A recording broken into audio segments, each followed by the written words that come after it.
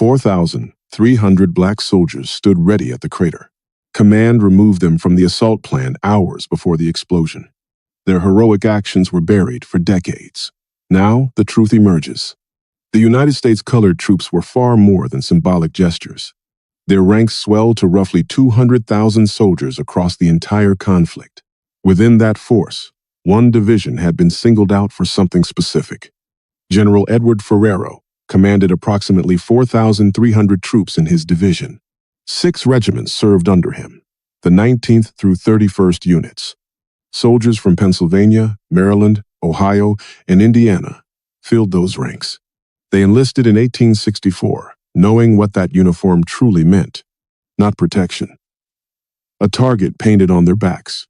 And yet the soldiers kept advancing through the smoke and fire. By summer of 1864, the Union Army faced a grinding stalemate outside Petersburg, Virginia. The Confederate line held. Every frontal assault had failed. A coal miner from Pennsylvania named Lieutenant Colonel Henry Pleasants had a different idea. Dig a tunnel 511 feet under the Confederate line. Pack 4 tons of explosives into the underground passage. Ignite the charge. Rupture Confederate defenses. Rush reinforcements through before the enemy could regroup. After months of stalemate, nothing conventional had worked. General Ambrose Burnside authorized the plan. Pleasants and his miners dug for a month, mostly by hand, with improvised tools. Military leadership withheld proper equipment from the engineering division entirely. Pleasants built his own ventilation using a firebox and a wooden pipe. Soldiers hauled excavated soil in biscuit tins. The tunnel reached completion by late July in 1864. Now someone had to go in first after the blast. Burnside chose Ferrero's 4th Division. The choice was not random. The 4th Division arrived almost untouched, their bodies still strong, their wills still sharp. And Ferrero's men had spent weeks in rigorous tactical preparation. They trained on a replica course built to mirror the terrain beyond the Confederate line. Troops were instructed to sweep around both flanks, avoiding direct crater penetration. Seize the high ground, called Cemetery Hill, 400 yards beyond the blast point. Cut off the Confederate retreat. Hold the position. They drilled this sequence until it became automatic. Sergeant Major Christian Fleetwood had already earned a reputation for precision under pressure. Corporal James Henry Gooding had written letters home, describing the weight of what was coming. These men had memorized every step of a plan they believed in. Then, about 12 hours before the explosion on July 29th, the order was rescinded. General George Meade removed the 4th Division from the lead assault position. An unprepared white regiment was placed in their slot instead. The 4,000 trained soldiers were moved to secondary positions. The official reasoning: Meade worried about the optics. If black troops led the assault, and it failed. Critics would say Grant had used them as sacrificial bodies. Black soldiers dying meant headlines that political enemies could use against President Lincoln before the November election. Meade prioritized electoral security over military effectiveness. The 4,000 troops absorbed the consequences of that calculation. The replacement regiment had received no flanking guidance, no specialized instruction, no specific tactical objectives. They had been handed responsibility for a mission designed for an entirely different organization. As dawn broke on July 30th, Ferrero's soldiers understood what had been decided about them. No announcement, no explanation passed through the ranks. They stood in the dark and waited. At 4:44 in the morning, the ground opened. The explosion sent a column of earth, men, and timber 300 feet into the air. It created a crater 170 feet long, 60 feet wide, 30 feet deep. About 300 Confederate soldiers died in the initial blast. The Confederate fortifications had fractured. A genuine opening existed. The soldiers trained for exactly this moment remained stationary in rear positions. The unprepared regiment moved toward the gap. They moved without precise directional commands or flanking instructions. Many descended into the crater itself, exactly what the plan had said to avoid. The crater became a killing ground. Confederate reinforcements regrouped with astonishing speed. They surrounded the rim and fired down. The assault stalled. The window closed. Burnside then sent Ferrero's regiment into the deteriorating engagement. But the chaos they entered bore no resemblance to their careful preparation. The high ground had not been taken. The crater was already full of men with no exit. Confederate commander William Mahoney had assembled a coordinated counterattack. Ferrero's regiment charged into a battle already lost. What followed was documented in soldiers' testimony and largely absent from official reports. Confederate troops showed little interest in taking black soldiers prisoner. Witnesses described the fighting at the crater's edge as a killing ground. Ferrero's division sustained about 1,327 soldiers killed or wounded, a casualty rate above 30%. In an assault they had not been given the chance to lead. Total Union losses that day reached about 3,798. Killed, wounded, or captured out of roughly 20,000 engaged. The Army needed someone to blame. Burnside was eventually removed from command.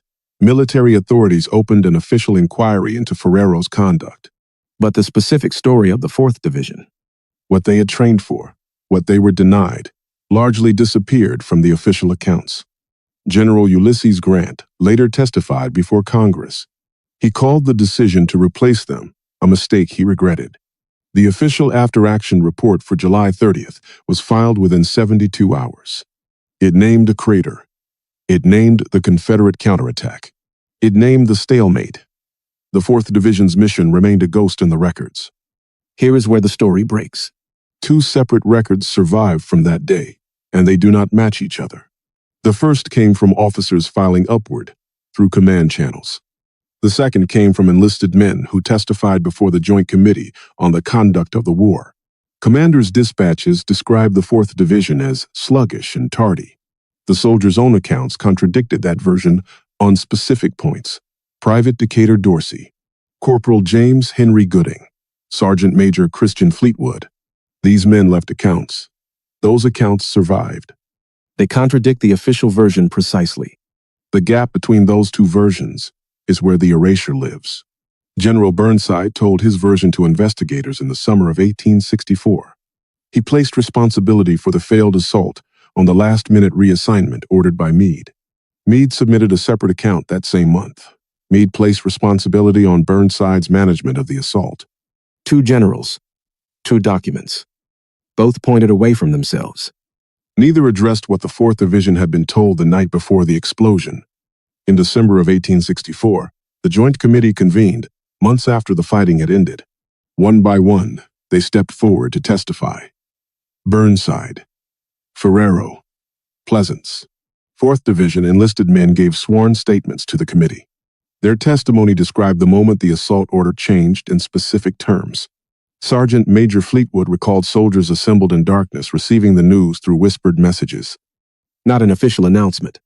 Word passed from man to man that the mission had been reassigned. The committee documented this testimony in its official findings. Then the war ended, and the record went into a file. And the file went into a building in Washington. Here is the part nobody tells you about how erasure actually works. It rarely requires someone to burn a document. More often, it requires someone to choose which documents get summarized and which get left in full. In 1865, the Joint Committee published its condensed findings. The summary described the Battle of the Crater in 12 paragraphs. Only 3 passages referenced the 4th Division. The specific training, the specific reassignment, the specific testimony from enlisted men. None of it made the summary. A person reading only the summary would not know what the full testimony contained. That flawed summary became the only version historians would ever know. Hundreds of pages of testimony gathered dust, largely unexamined for more than 6 decades. The testimony of those soldiers was physically present in an archive the entire time. The evidence never changed. What changed was which account people were handed. General Meade weighed a brutal calculation in August of 1864. President Lincoln faced a November election in a country exhausted by 3 years of war. The Copperhead Democrats, a faction openly opposed to the war and to black military service, were gaining ground. Black soldiers leading an assault that failed would fuel arguments about capability. If black soldiers led a successful assault, white officers would face demands for equal pay, equal rank, equal humanity. Either outcome created political difficulty before November. Meade chose to remove that variable. Military records confirms he justified the decision on grounds of public perception. What the files do not reflect is what he set aside to do it. 4,300 soldiers, trained and ready, held back from the breach they had spent weeks preparing to make. After the assault, more than 209 4th Division soldiers were listed as captured. Joint Committee depositions and Confederate correspondence documented what happened to many of them after surrender. Confederate General Mahone's men did not universally take black prisoners. This was not hidden at the time. Witnesses from both sides described it. It entered the committee testimony. It entered private correspondence. It did not enter the official summary. More than 200 men listed as captured. The full accounting of what followed that listing was not pursued in official channels. The Union Army needed the war to end cleanly. Prosecuting Confederate battlefield conduct toward black prisoners complicated Reconstruction negotiations. Generals on both sides preferred those details unexamined. Soldiers who had put down their weapons were reclassified as unaccounted. The crater itself filled with water over the following months. By spring of 1865, only a shallow basin remained near Petersburg, partially eroded. The Confederate line that had opened for 45 minutes had long since been abandoned.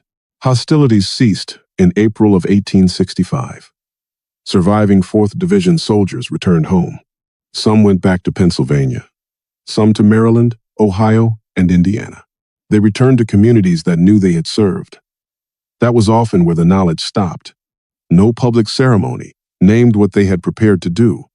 No official account described the training, the replica course, the flanking plan they had memorized cold. Those details stayed with the men who carried them until the men were gone. Private Decatur Dorsey came home, clutching a Medal of Honor earned in another man's fight. The medal was real. The account of the crater was missing.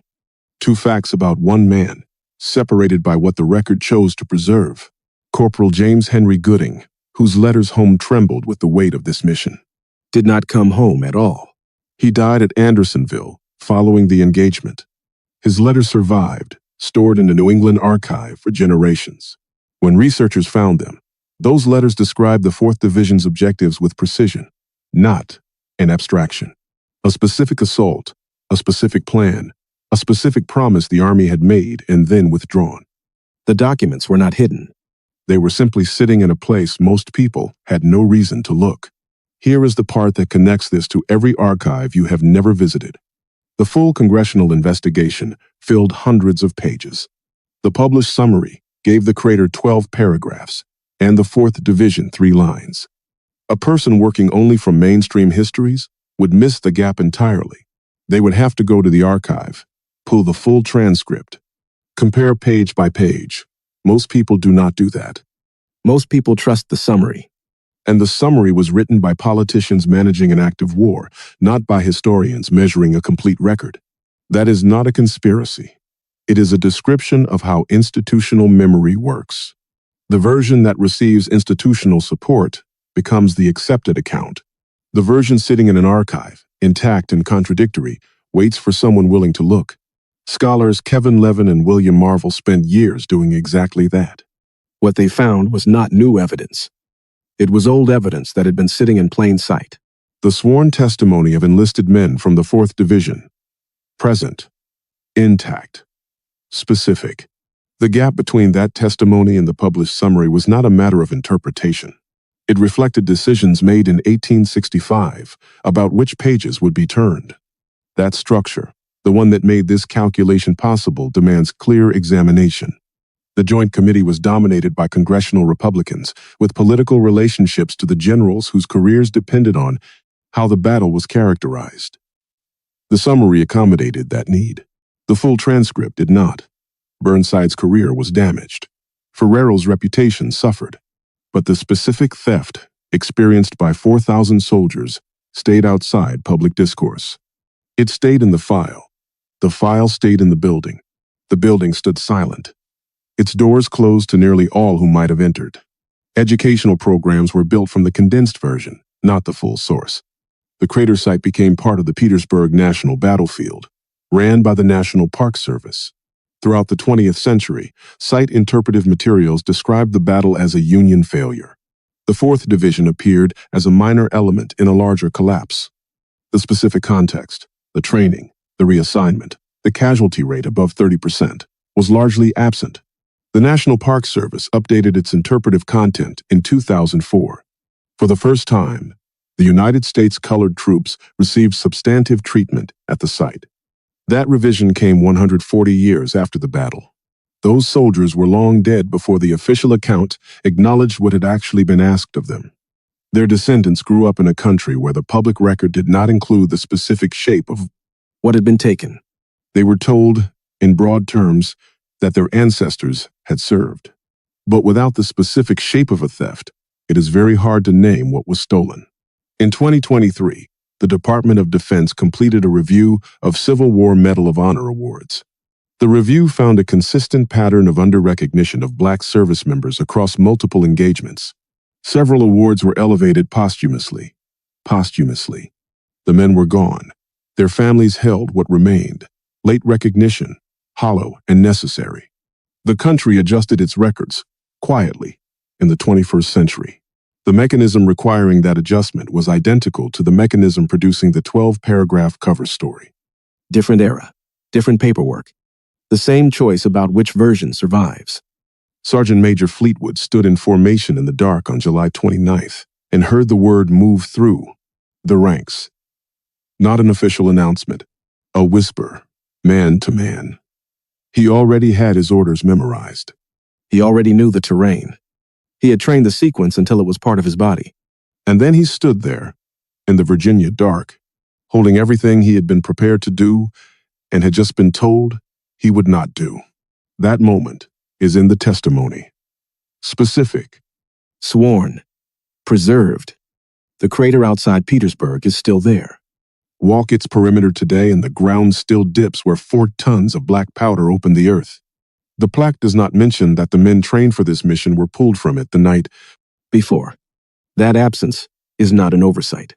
It is the same decision, made again in a different century, by people who never had to explain it to anyone standing in that field.